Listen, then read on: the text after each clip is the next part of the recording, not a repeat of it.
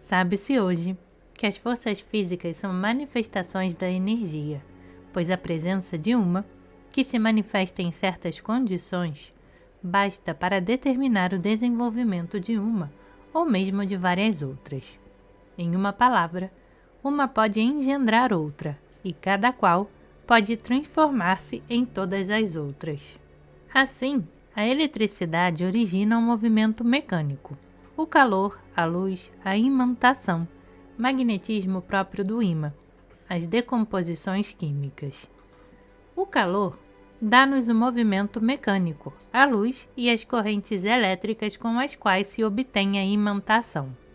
A luz, em suas diferenças qualitativas, apresenta cores, ao sair do prisma, e nesta observam-se ações caloríficas e químicas.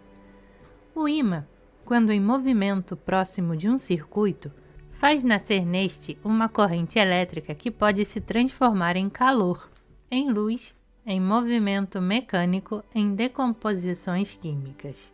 E, o que os físicos ignoram completamente, todas essas forças transformam-se ainda em um magnetismo análogo ao que se observa no corpo humano.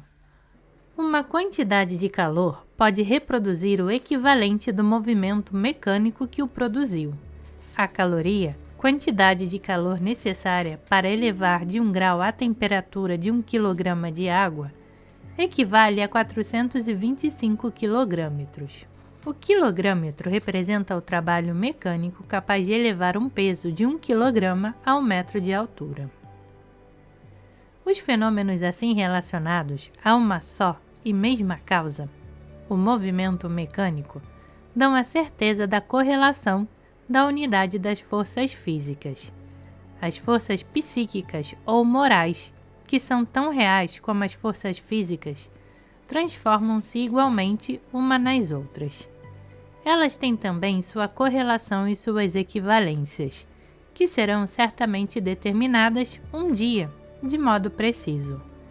Assim, conforme a elevação moral dos indivíduos, que são as suas testemunhas, à vista de um crime, provoca o horror do crime, a piedade ou o ódio para com o criminoso, e mesmo a incitação de se cometer outro crime idêntico. Nota-se, igualmente, mas sem se ligar importância ao caso, que muitas vezes uma força moral ou psíquica se transforma em força física e reciprocamente. Assim, observa-se frequentemente que o desgosto, um sofrimento moral, determina uma doença física e que a esperança, a fé, o desejo, a vontade auxiliam sempre no restabelecimento da saúde. Se estes últimos sentimentos, que se designam geralmente sob o nome vago de imaginação, são muito intensos, podem mesmo restabelecê-la quase instantaneamente. Eles constituem, evidentemente, as únicas causas das curas consideradas milagrosas, que se produzem realmente em Lourdes ou em outro lugar. É igualmente neles que reside o poder oculto e a magia dos tempos passados. Não devemos admirar-nos dessas transformações, pois sabemos atualmente que o desejo e a vontade podem decuplicar as forças físicas no momento do perigo e retardar até mesmo a morte por vários dias. Uma emoção repentina, muito violenta, como o terror, determina sempre acidentes físicos nas pessoas impressionáveis, acidentes que se traduzem, muitas vezes, em nevroses, tais como a histeria, a catalepsia, em paralisias e afecções do coração, que se tornam muitas vezes mortais, em loucura incurável e mesmo produzem a morte imediata.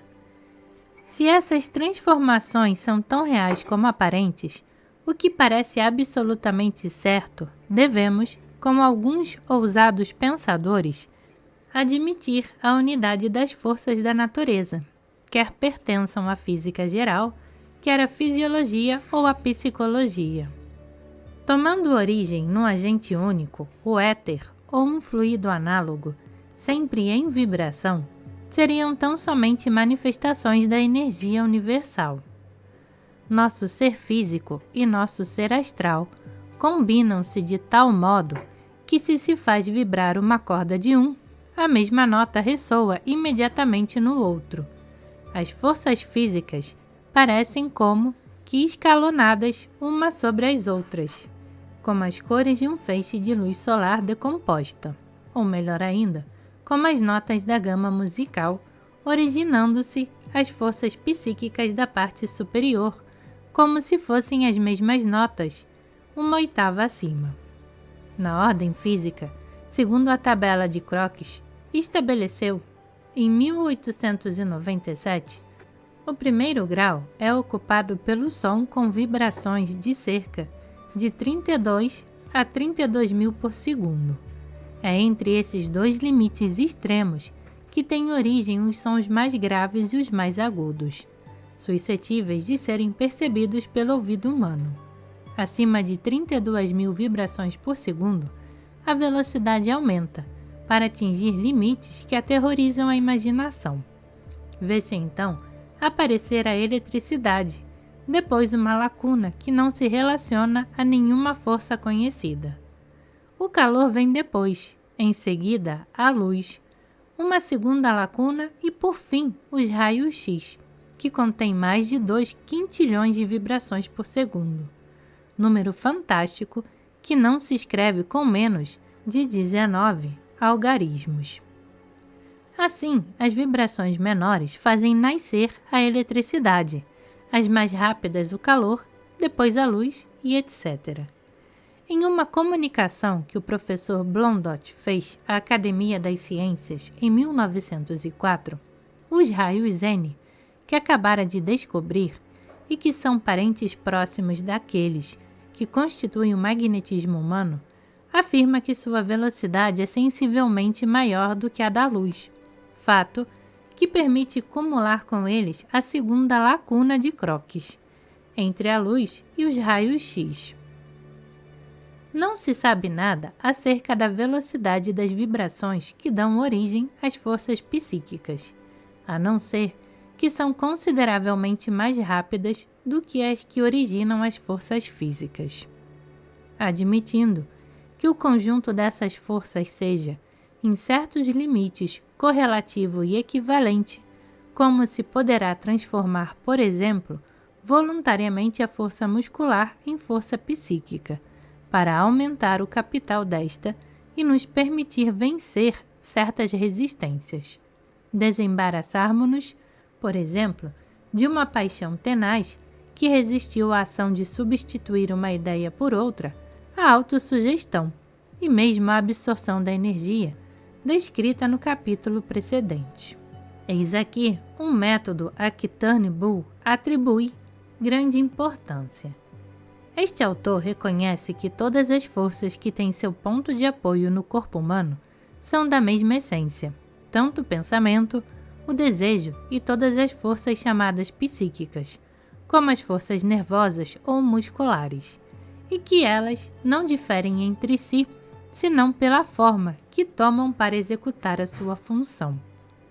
Baseando-se nesta teoria, para transformar a força muscular em força psíquica, convém sentar-se comodamente numa poltrona, ou de preferência, estirar-se num sofá ou numa cama, isolar-se durante 4 ou 5 minutos e, imaginando ter de fazer um esforço muscular considerável, fechar os punhos e contrair os músculos o mais energicamente possível.